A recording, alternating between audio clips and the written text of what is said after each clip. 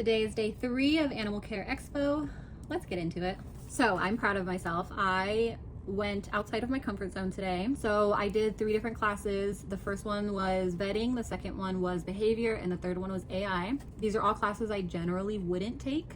But anyways, they were very interesting, so I'm excited to get into it. So starting with the first one, vetting. This one was all about heartworm treatment. It was really interesting because I had no idea who was speaking, and it turned out to be Lucky Dog Rescue. I actually follow them on socials, so yeah, that was an exciting little surprise. But anyways, they did a full-on study, which if you work in research, that's expensive. So anyways, they got it fully funded. I think they said by PetSmart, so kudos to them. But anyways, this is amazing because our organization, we don't do heartworm dogs. Apparently we love distemper and parvo so much. Now that I know this amazing information, maybe I can switch to heartworm and move away from distemper and parvo and cry a little bit less. Anyways, they treated 168 dogs. All of the dogs were in a shelter setting. The reason that's important is because obviously it's easier to keep a dog calm at home, and a shelter setting is really where things kind of get crazy, and shelters are more expensive. So anyways, that's an important component here. One note that I wrote here, just because they didn't really mention it later, so I just wanted to make sure that I put a star next to it right up here. All dogs were monitored for 4 weeks after their shots. Okay. 97% of the dogs were heartworm negative at 9 months. One other thing, so they used, I hope I'm saying this right, they used melarsomin, but they also mentioned imidacide and diroban a lot throughout the presentation. So I don't know if these are, I'm not a vet, I don't know if these are like off-brand and name brand, or if these are different medications or what, but anyways, pick your heartworm medication, and then it sounds like these are interchangeable. So as of right now, the standard is to remain at the shelter for the duration of the entire treatment until you get a negative heartworm test. Obviously, if that can be 9 months, most shelters can't hold on to dogs for 9 months. Not only that, but it can spread through the facility. Obviously, it's not like you cough and then another dog's gonna get it. It's not like that, but a lot of shelters nowadays are indoor-outdoor. Mosquitoes biting the dog that is infected and then goes and bites another dog that's not infected. Well, now they're both infected, and now you've got an entire shelter full of heartworm-positive dogs. So anyways, we really don't want to keep them in a kennel facility if possible. And then the last thing, I kind of just touched on it, but they're unadoptable, or at least by standards, they're unadoptable during this time. Okay, so now getting into the actual treatment. Doxycycline is super necessary. Don't skip out on it. Apparently there's like a huge debate in the rescue world of, do we do doxy? Do we do pred? What do we do? Yes, do doxy. Prednisone, yes, you should do it. But if there's a factor that's kind of getting in the way and you can't make that happen, it's not the end of the world. But doxy, it's the end of the world. You need to do it. Okay, so for the exact steps, on day 1, they give ProHeart 12. They were very, very transparent. They do not give ProHeart 12 now. The reason for that was only for the study, just so they had kind of a baseline, like everybody got the 12-month shot and we're covered for the next 12 months. But like in actual practice, like today, if they're doing this treatment, they do regular, just like monthly preventatives. They do it for a couple of reasons. One, the year shot is very, very expensive. Rescues can't sustain that, especially the amount of dogs that they take in every year. But on the other end of that, they are a really big organization and they get a lot of monthly preventative donations to them. So it's just easier to use the free stuff than to pay for a shot. Okay, then on day 1 to 13, you're gonna spay or neuter the dog. Again, if the dog is gonna be at home with you, maybe it's not a huge deal, but we want to make sure, as the shelter, as the rescue, whoever it is that you may be, your organization wants to make sure that the dog is adoptable. So spay and neuter them. Then between day 1 and 28, we're gonna give the doxy. I'm not a vet, but she said 5 mgs per kgs per day. That's what she said. I'm not a vet. Day 13 to 34, we're giving the pred. Day 14 and 15, we are giving whatever brand. Again, they use melarsomin. I hope I'm saying that right. But you're giving it less than 24 hours apart. Do not hit 24 hours. Day 14 and 15. Okay. Day 15, they can be available for adoption. They're not going home,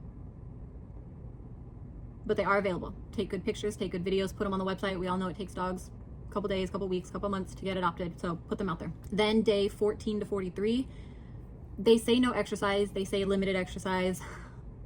To be completely honest, they were showing us videos and some of those dogs are very high energy and they were like jumping up and down, like literally like they were on a trampoline. So we'll get into it later, but exercise actually doesn't matter as much as we were all led to believe. Try to limit exercise, but it's not the end of the world if they're like jumping around or they need to go on a walk or whatever. And then at 9 months, you do your heartworm test. The main reason that they did the study is because there's been apparently a long-standing debate on whether we do 2 doses or 3 doses. Basically, the conclusion of the study says that there is no difference between doing 2 shots or 3 shots. So if money is an issue and you can only do 2, just do 2. If you have lots of money and you want to waste it, do 3. Okay, so if the dog is still positive at 9 months, like I said, there was only a 97% negative. So if your specific dog is still positive at 9 months, you're going to continue the preventative. Again, if you had the year shot, you're good for the next, 3 months? Math is hard. But if you're doing monthly, continue the monthly. And then you're going to repeat the doxy. Essentially, we're doing slow kill now. And then you're going to retest in 3 months or 6 months, or both, or either. Another thing here, make sure to educate your adopters. If I were an adopter and I got that, and because I don't know a lot about heartworm like I do like distemper or parvo, I would probably be freaking out. Like, you told me you did treatment on this dog and now this dog is not negative like we thought it was going to be today. Like, what are next steps? Is my dog gonna die? Like, I would just be spiraling, you know? Most adopters who don't work in animal welfare like I do are probably gonna start spiraling even more. Anyways, a simple, you know, conversation about what next steps are and what they can expect, and like just reassure them it's not the end of the world. Kind of alluded to this, but their high energy dogs in this study did not have any more complications or any complications. Like I said, they literally showed us videos and dogs were just jumping up and down. She said everybody got walks like regular. So yeah, it seems like exercise is okay. I wouldn't like take them running 12 miles, but you know, it seems like simple walks are okay. Back a couple years ago when I was a foster coordinator, we had somebody who took in a heartworm positive dog, and of course the shelter told me like, hey, they cannot do any exercise. And so I relayed that information, and she kept that dog in a kennel like for weeks, months maybe. And yeah, now I feel bad because I'm like, okay, it wasn't the end of the world. Like, the dog could have gone on a walk or two, and instead we had it in the kennel for a very long time. So I feel bad. Also, just to give more specifics, give pred 1 day before the heartworm shot, and then give butorphanol 20 minutes before the heartworm shot. They also studied this as well, and the dogs appeared to be pain-free. Apparently the heartworm shot is pretty painful. And they said when they did the pred and the butorphanol that the dogs didn't really have any reaction to the shot, and they like manipulated the area, and nobody like screamed or showed pain in any way. So anyways, sounds like it works. Another tip that they gave, which I thought was really amazing, if lucky dog you ever see this, I love this part.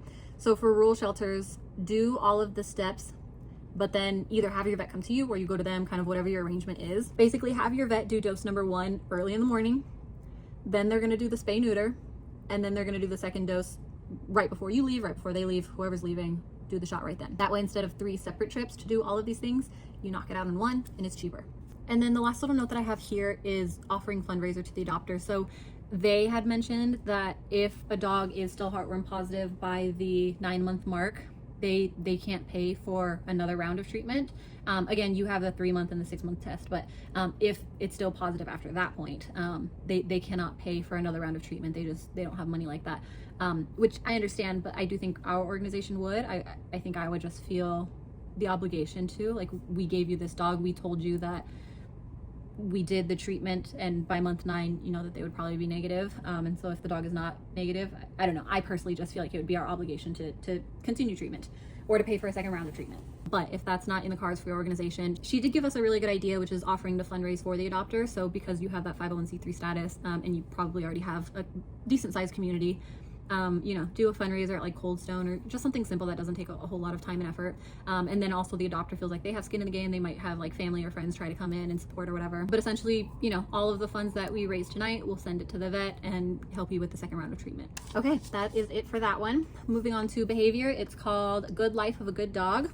The very first thing that she said is an easy life does not necessarily equate to a good life, which is interesting because, you know, we all see those videos on TikTok of like dogs in strollers and dogs in clothes and sleeping in the bed and all that stuff. I do all those things. I'm acting like it's not me. But anyway, she definitely stressed that not all dogs were meant to be pets. But, you know, we do have to kind of reflect on our part in this. Humans in general, we have done this to dogs. Dogs are in the place that they are right now because of our actions. So essentially, way back when, breeders and pet stores decided that they wanted to sell cute little puppies to make a quick buck. And the problem is that now the jobs that we've kind of bred them for are gone because we just wanted cute little puppies to be adopted. As a society, we just expect dogs to sit inside all day and be good and not bark and not be destructive, you know? Another thing that she said, we all know it, but to hear somebody like verbally say it and like make you sit with it is really interesting. She said that dogs are the only species who aren't allowed to eliminate whenever they need to. And yeah, that's tough. Okay, so moving on to the 5 domains. I guess this is like a thing. Everybody in the room was like, oh yeah, I know what that is. And I was like, never heard of it. Anyways, the 5 domains are nutrition, physical environment, health and fitness, behavioral interactions, and mental state. Genetics are to environment as keys are to locks. Think about it. Anyways, I'm just kidding. Basically, genetics kind of allow dogs to adapt to their environment.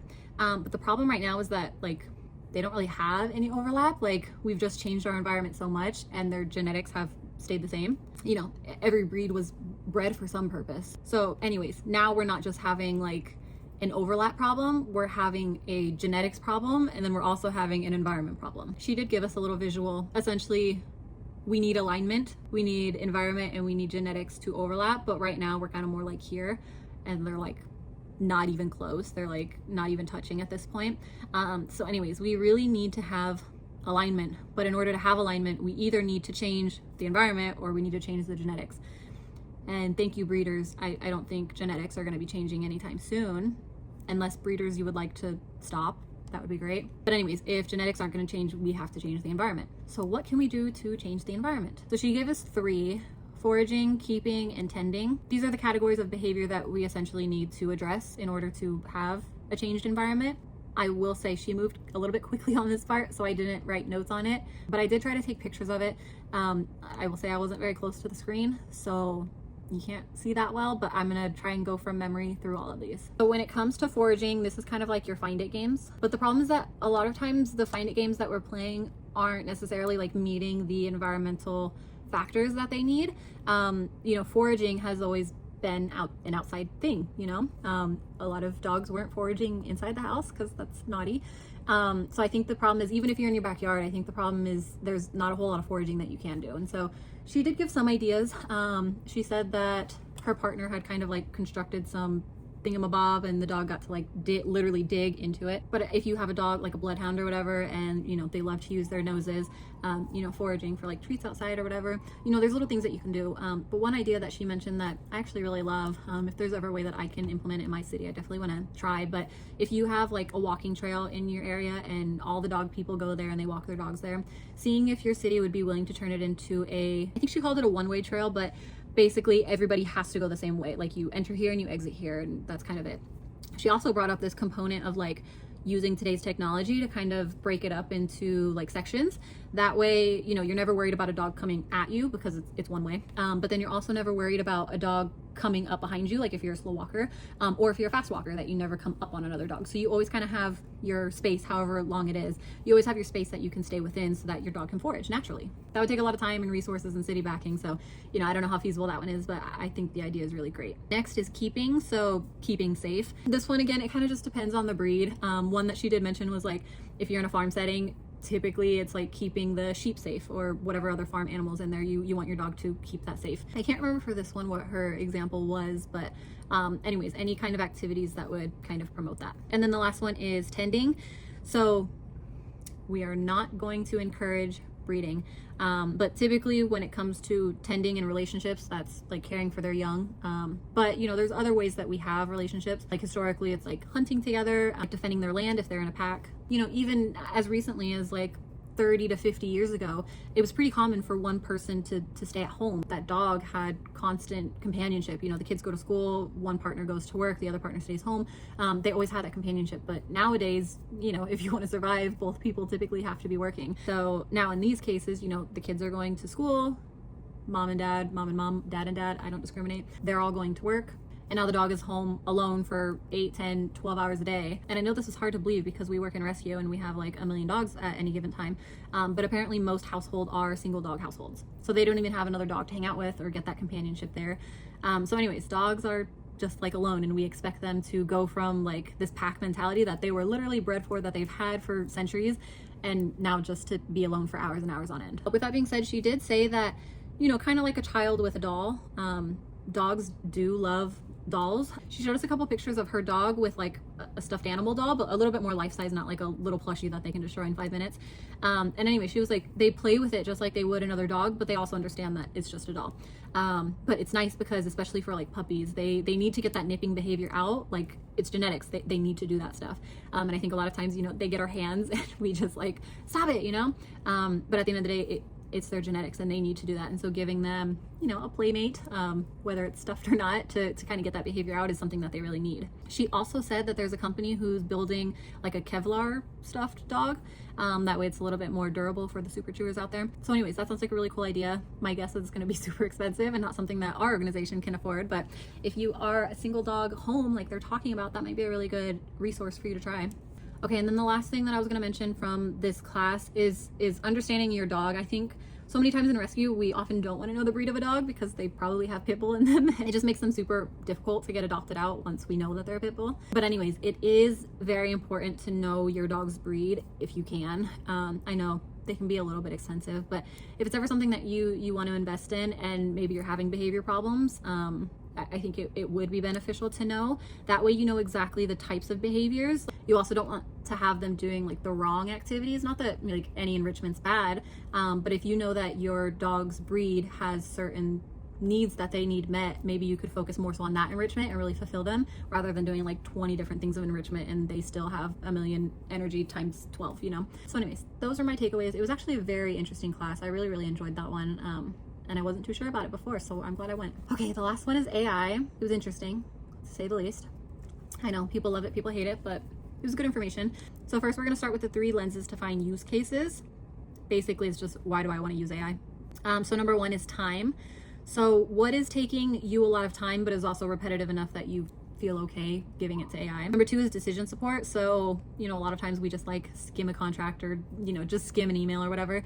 So if you need a little bit of help, like pulling out the main points so that you can make your decision, good for that. And then communication. So again, like emails, if they're taking a lot of time, captions, like for Instagram or whatever, if those are taking time, like just throw it in there. It's going back to time. Some of these I agree with and some of them not so much. So his list was grant reporting, customer support chat, scheduling, medical summary, and donor thank yous.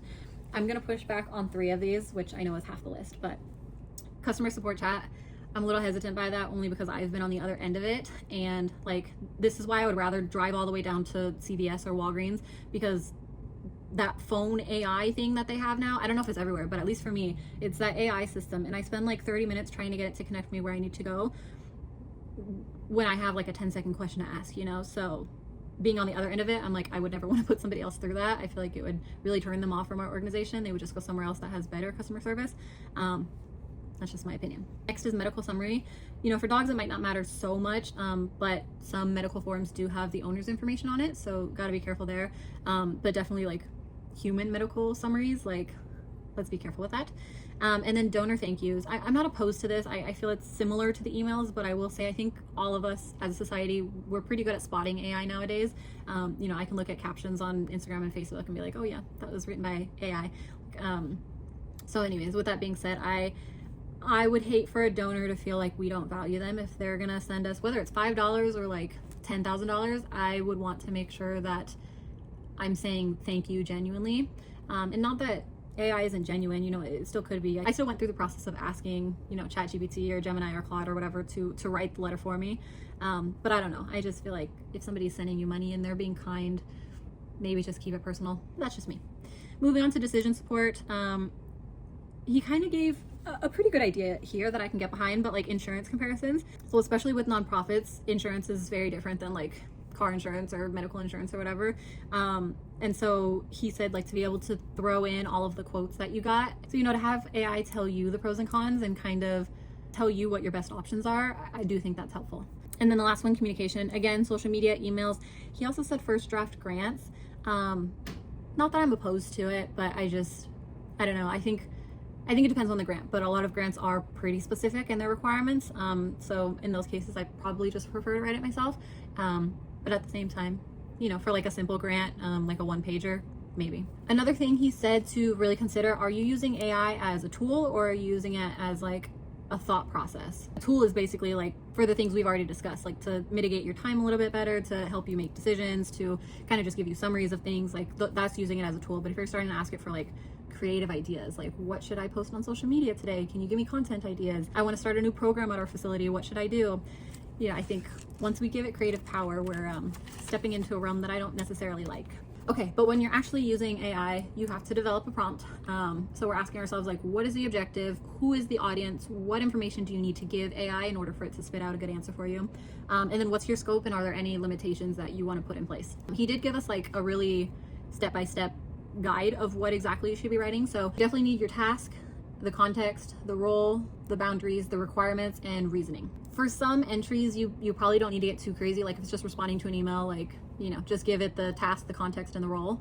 But if you're doing something a little bit more in depth, then obviously you're going to need to give the boundaries, any requirements that you have, obviously the reasoning behind why you're asking it. Another thing that he said, which I actually do, is to ask AI to ask you questions. So for me personally, I do it a lot with like bios when I like speak at conventions and stuff like that. Just because I do kind of tailor my bios to whatever it is that I'm doing. I wear a lot of hats, you know, so I just want to make sure that my bio kind of fits what it is that I'm speaking about or the role that I'm attending in. But anyways, asking AI to ask me questions about myself and what it is that I'm doing right now, and then it spits out like 8 questions that I can answer, and it definitely gives me a really, really good bio that's really tailored to the exact opportunity that I'm experiencing. Okay, for animal welfare specifically, there are 4 different bots available to us. At least right now. Obviously things are evolving all the time, but we have chat bots, we have receptionists, we have note-taking and contract review.